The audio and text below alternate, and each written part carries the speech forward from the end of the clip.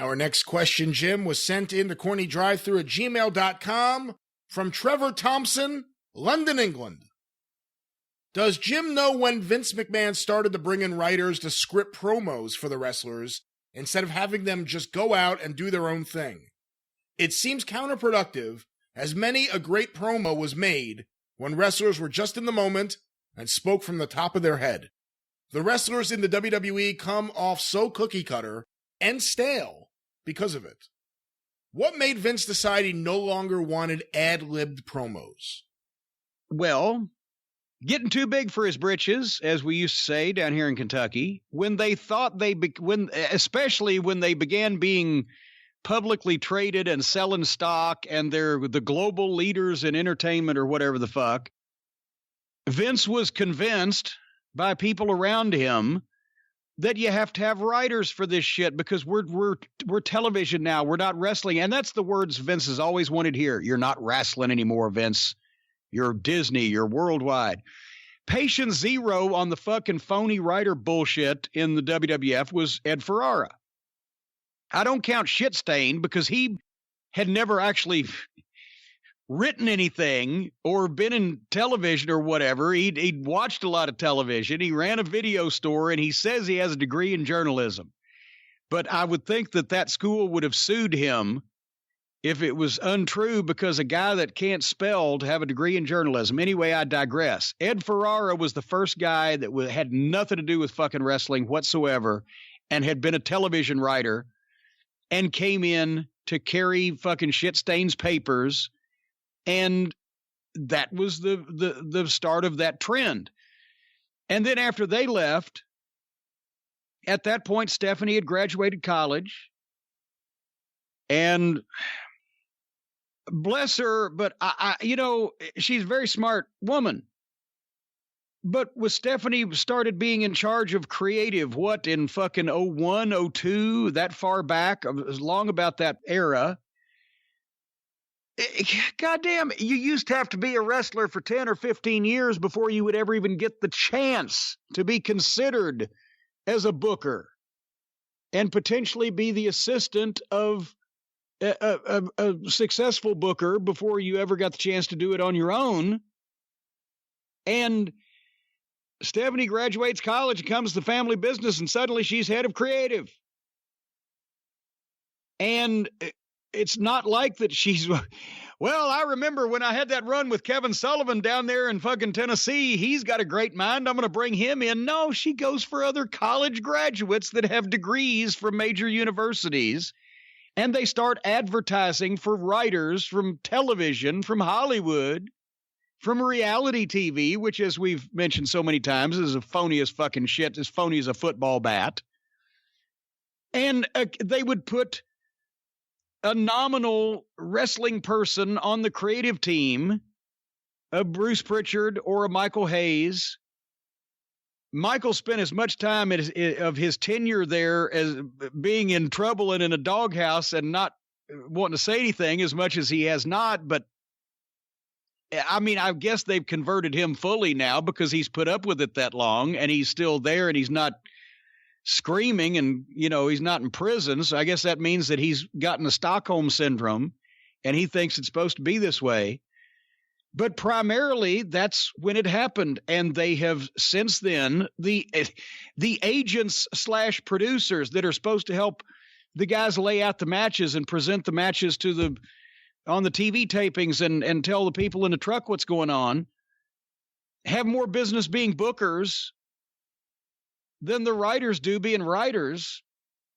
But they're given gaga to attempt to translate into a fucking wrestling ring written by some fucking idiot that has written for fucking some reality television show and has watched wrestling on TV, which, as I've said, is like me writing Family Guy because I watched it on television. It's fucking stupid. And I'm sorry, I don't care whether these guys love wrestling or whether these guys have always been wrestling fans and watched it on television, or whether these guys are just fucking writers that are taking a job with an entertainment company so they can add to their resume, or whether all of those things above can be true. Not one single goddamn one of them has any fucking business whatsoever telling any wrestlers how to fucking wrestle or how to do angles or what to say on promos. Because for that matter, many of today's wrestlers have no business telling themselves what to do that, because they've been brought up in a generation where they sit there and wait for somebody to tell them what to do and what to say. So they got nothing of their own. But if they don't know, or they're not qualified to say, then how the fuck can some twerp who just fucking, the first time he walked in a locker room was 3 months ago, suddenly tell people how to fucking be themselves?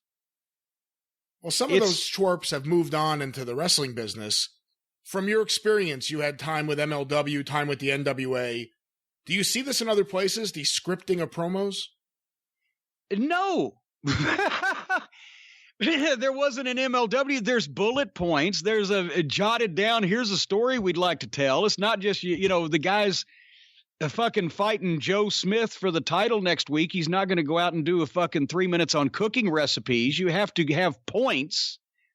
But no, and that's the first thing when I produced any of the interviews that I would tell the guys in MLW, especially pre-tapes where you can do it over again. We would tweak certain things, but I would say, okay, here's the position you're in. What would you say if this had happened to you? Would you be pissed? Yes. Okay, but then be pissed. Don't be too fucking flowery with your verbiage. I want to hear more passion and believability than goddamn artsy-fartsy fucking talk. And it's the same thing as guys having a match, especially tryout matches or matches for scouts or matches for agents. Degree of difficulty of 5, execution of 10. Not the other way around, because then you fuck up a bunch of shit, and that's all I remember. Same thing with a promo. If you suddenly become Mick Foley or Terry Funk or fucking CM Punk or Jim Cornette or any of the other great promos in history, then you can have some artsy-fartsy fucking dialogue and some cute fucking lines, and at the same time you sound like you mean it. But until you can sound like you mean it, don't give me the artsy-fartsy shit. Just work on sounding like you mean it. Do you think? And the same thing with the NWA, except a lot of guys will. This is the way that they think that it's always been in the business, or the way that they have been told to do it now. They will hear what they're supposed to talk about, and then instead of remembering the fucking points and going out and reacting to the environment and having some fun, they will memorize a statement, and then they will either come up pre-tape or sometimes even live, and they will give that statement, and it sounds like gaga. But then you got the guys like the James Stormses or the fucking Eli Drakes or whatever that'll come out and just do some bullshit off top of their head because they can. James Storm, as my mother used to say, is so full of bullshit his eyes are brown, but boy, he can talk because he's from down south. But that's the problem. It's so all the wrestling product that I'm seeing, and especially from the WWF, but a lot of it is so just clean and nice. And even the matches in NXT, nobody ever makes some fucking mistake. They're so smooth with it. On that kind of shit, there should be somebody struggling to get something. But all the struggle's been taken out of the matches. All the passion has been taken out of the interviews because somebody's reciting lines, whether they themselves wrote them and memorized them or whether somebody else gave them to them. Some of the best promos I ever did were just when I didn't really have anything to fucking say. And somebody tweeted one with me and David Crockett from an old TBS show just this past week. It was when they had switched and we were doing nighttime tapings. Some fucking something had come up on the schedule and we had to tape the TBS show on like a Tuesday and Wednesday night. It might have been when Turner Broadcasting first took over. Anyway, I just came out and did a bunch of fucking bullshit and rattled it off. And as long as I was still getting the Midnight Express over and naming the names of the people we might be fighting, I didn't know what I was going to do beforehand until I got out there and had some fun with fucking David. Everybody said, wow, what a great promo. Yeah, it's because I didn't try. I just think it's all too fucking tightly controlled. Sanitized, homogenized, and pasteurized. I got to say, that is one of the things AEW is doing right. You know, when you see an MJF on their show or a Cody or a Jericho, and they're doing promos that don't feel like someone wrote them. Yeah. Even Cody does at times, but you almost feel like Cody wrote it for himself. As He wrote it. He wrote it for himself, but he can get away with it. He can get away with it because even though he doesn't have the jive of the Dream, he's got that cadence. But then also there's some other guy, and I like NXT, but there's a lot of guys on that. There's some other people on AEW that when you put a microphone in front of their hand, they sound like people playing wrestler in the fucking basement because that's their experience level. And those people have been done injustice by the system that tells them that they're supposed to wait and fucking be handed material to fucking recite or whatever, that they're actors and performers instead of wrestlers.